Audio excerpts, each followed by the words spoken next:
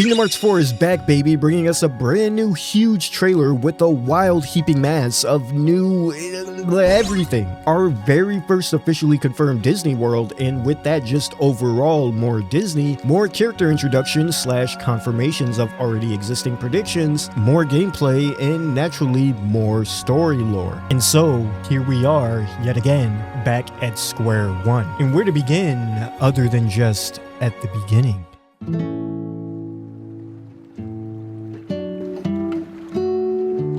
Brings back memories.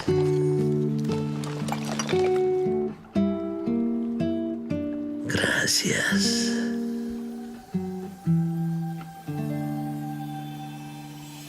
Huh? Wait, what happened? He's been forgotten. When there's no one left in the living world who remembers you, you disappear from this world. We call it the final death. Hey, it happens to everyone eventually. Come on, De La Crucito. You got a contest to win.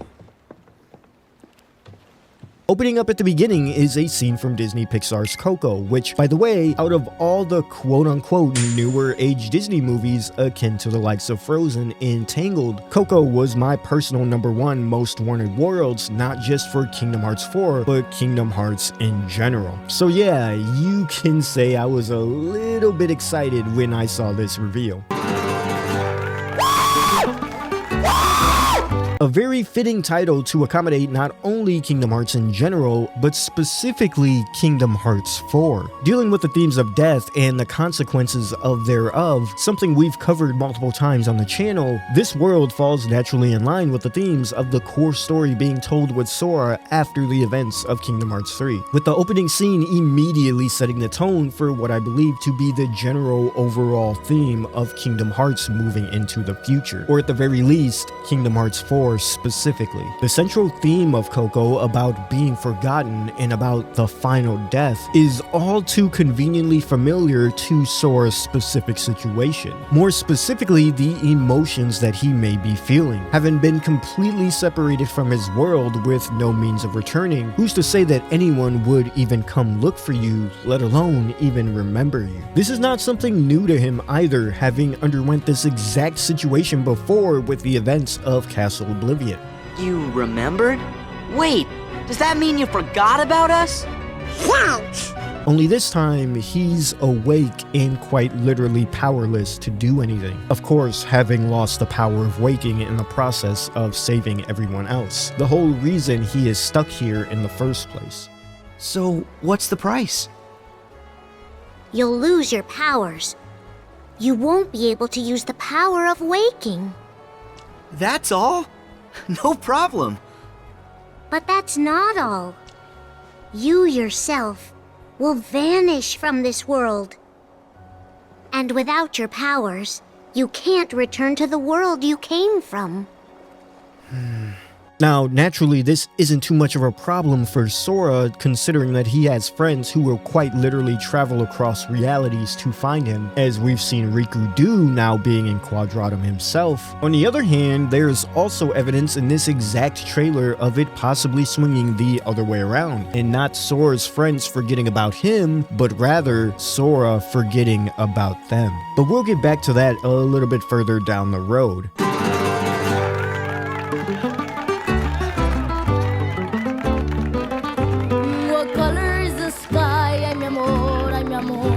Alright, we're barely 30 seconds in and I just can't hold back anymore about saying just how incredible this game looks anymore. The graphical fidelity as well as the art direction of Kingdom Hearts 4 compared to previous titles has been somewhat of a hot topic of discussion in the community quite literally since the reveal of the game's existence. I personally never had a real problem with it. It was different, yeah, but I couldn't really give a definitive stance on it because A, up until now we haven't really seen any other world worlds, specifically the Disney worlds from the game outside of Quadratum. And B, we know that Sora's appearance when it comes to that aspect of the game doesn't 100% look the same in every single world. So in regards to how the game overall looked, our information was very limited. And yeah, it had its awkward early development charm just like any other game, especially comparing it to some of the footage that we've gotten recently. But if all of this was the outcome of waiting more patiently, then I'm more than okay with it, as it seems that Quadratum just may be akin to another Traverse Town or a Twilight Town. Obviously, knowing that this world would be used as a hub world as confirmed in previous interviews explains this. In other words, I guess what I'm trying to say is this may just not be one of your favorite worlds, but knowing that there are going to be other Disney worlds of this scale and this caliber throughout the game would hopefully put some minds at ease, much like it has done mine. Because again, as a fan of Coco and wanting it to be one of my #1 worlds in the game, I'm still picking my jaw up off of the floor after this one, because I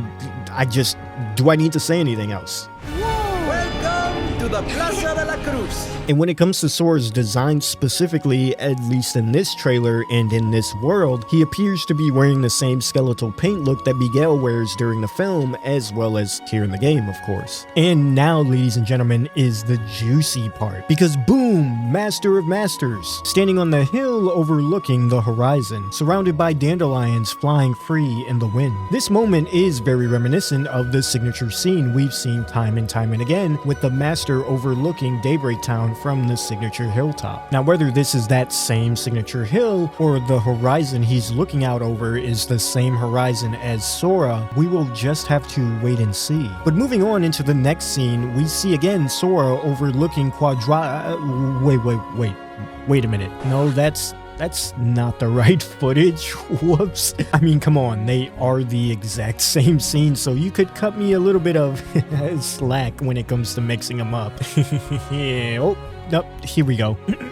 As I was saying, here we have Sora overlooking the world of Quadratum with Strelitzia as she introduces him to his surroundings. Yeah, you see how much of a difference this scene is from the very first reveal trailer? For years, I have preached and screamed to the heavens that just because we had not seen anything on the game did not mean that the game was not being worked on. That the next time that we would see this game, it would be all well worth the wait. And I feel obligated to ask this question, but chat, did I cook or did I cook? Ever since the Nintendo Direct, every single instance of seeing this game in action has been an absolute banger after banger after banger. Another quick bit I want to touch on is the overall appearance of Quadratum, not just as a city, but as a reality. It is very reminiscent of Daybreak Town in the world before, where everything was connected in one ever-expansive land, with the world seemingly going on forever and ever with no clear ending in sight. And with the Master of Masters' true goals in mind, could he have already succeeded? Does this mean that he, as well as the foretellers, have home court advantage and Sora is already starting off in the middle of the Lion's Den? Again, only time will tell. But interesting all the same. They're asking for Dandelion Dispatch. A dark cloud has appeared near Shibuya Station.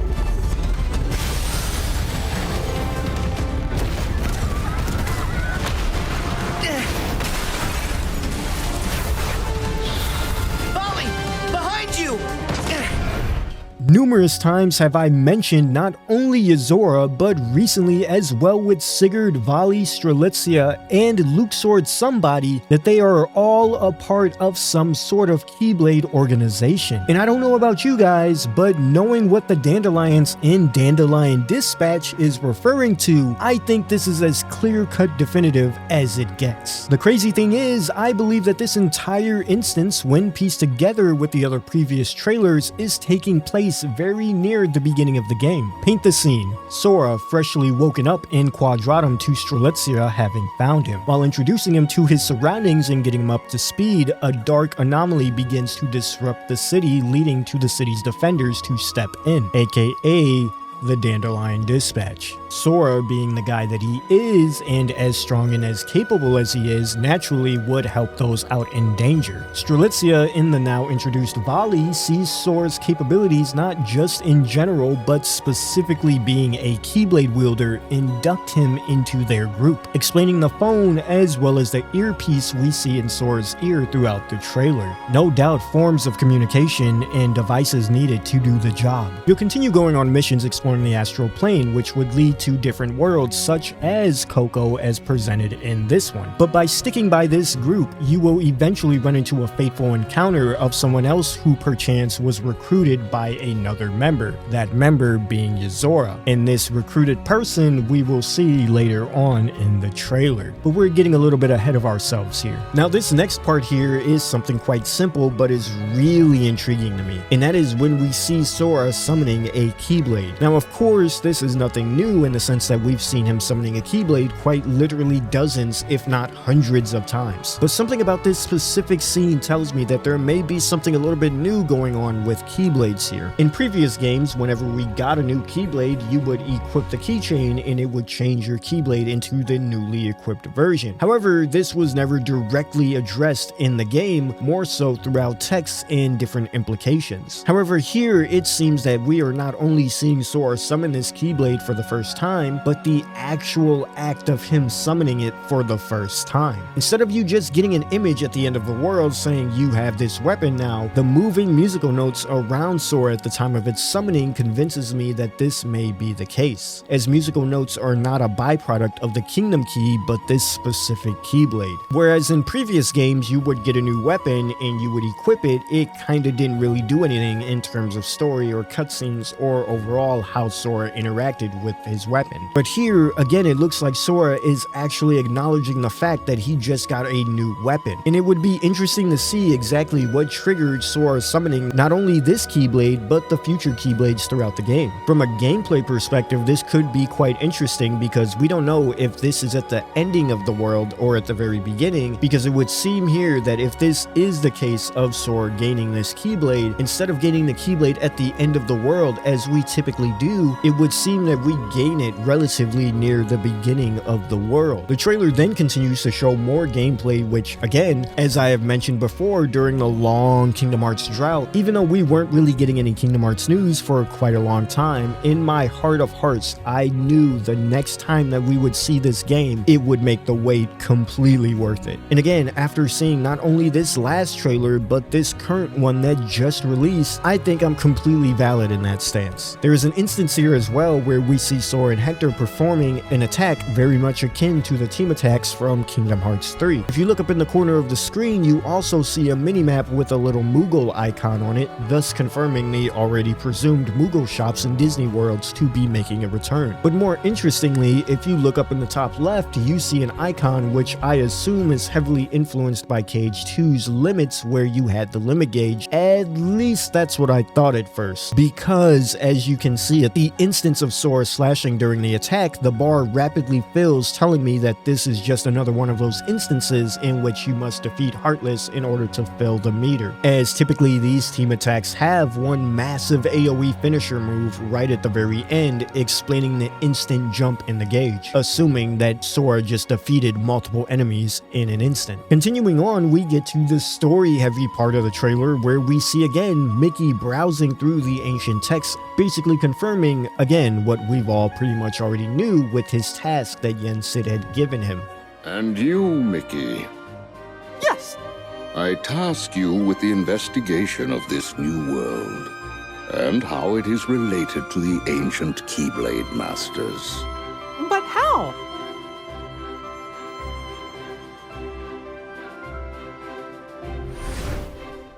You'll begin in the world of Scala ad Caelum. This is a lot of new information. I bet I'll find a clue to saving Sora now. leading into our first official look at Mickey's gameplay, which seems very reminiscent of a combination of Epic Mickey mixed with Paper Mario, with the way that he gets sucked into essentially a book world and has to use numerous techniques, shapes, and sizes to overcome puzzles along the way to uncovering the truth. Thank you, Disney. Very cool. Next, we get an even bigger surprise than Mickey being playable, and that is Donald and Goofy being playable. Not only that, but again, I feel that even though they have shown us a lot, the majority, if not everything we've been seeing from these trailers are all relatively early in the game. Again, paint the scene. Donald and Goofy go in search of Hades, thinking that he may be able to help them out when it comes to discovering Sora's whereabouts. This would lead into this gameplay focused segment where we battle our way down into the depths of the underworld to speak to Hades. Hades, being the way that he is, decides to not give any information up for free and wants to tease Donald and Goofy a little bit, making them enter into an impromptu mini tournament where you fight waves of enemies for his entertainment, as we not only see the wave icon in the upper left, but Hades sitting in his chair overlooking the fights as well. Naturally, so the game doesn't end then and there, we would have to win said fights, in which Hades must come through on his end of the deal and help Donald and Goofy search for Sora. And the realm of the dead from Coco naturally would connect to the realm of the underworld, leading to the scene with Donald and Goofy ending up on the bridge. However, I do think there is some info to be gained here, seeing as the connection of Hades in the underworld from Kingdom Hearts Dark Road, and how Xehanort and Ericus were able to speak to their dead classmates. Further backed up moments later where Sora sees an ethereal figure of both Donald and Goofy, presumably in this exact moment of them being in the underworld. But this is where things get a little bit interesting, because remember earlier where I said this could be an instance and or confirmation of Sora having amnesia. As he looks at Donald and Goofy, it is not a recognizable familiar way, but in a I sense a connection here, but I can't remember who you are kind of a way. Shortly after passing out when Strelitzia and Vali, first time hearing either of them voiced in English by the way, both of them calling out asking him what it is that he is seeing, showing that they cannot see Donald and Goofy, of course, because they have no connection to them. But Sora, as faint as it may be in unreality, does. What? Sora, is something wrong? What can you see? Sora!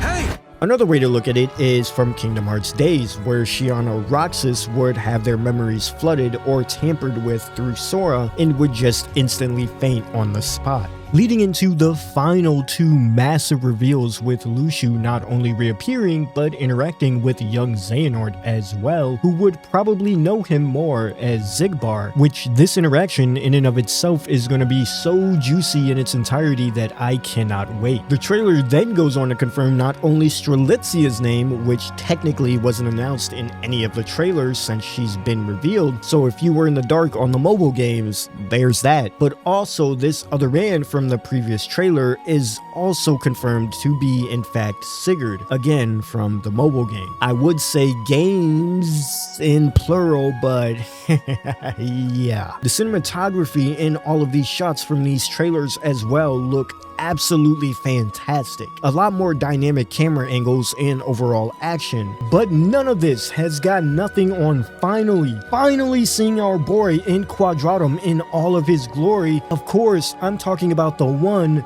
the only Riku, making as boss of an entrance as ever. In fact, the same entrance in the same pose in the same instance as he did when protecting Sora in Kingdom Hearts 3. And they're gonna end the trailer there like the fucking teases that they are. But whew, there was a lot to go over in this video, and seeing as when I've uploaded this video relative to the trailer releasing, you could probably tell that this was sort of rushed out there instead of taking 8 months, but there was just so much info and so much to talk about that I had to get this out there as a sort of skeletal figure for future videos and theories that would be diving into each individual detail in more depth further down the road when we have the time. And all in all, I'm beyond excited for this game, and with with the confirmation of late fall into early winter of 2027, I'm going to be fiending every single day of my life, replaying through every single Kingdom Hearts game for the 10th time, as I always tend to do when there's a new game on the horizon. But with that, these are just my quick thoughts and opinions regarding the trailer, since unfortunately I couldn't get a raw reaction out. Sorry, I wasn't wearing pants. And if there's anything I may have missed or you all would like to extend the conversation on, by all means sound off in the comments below. And until next time,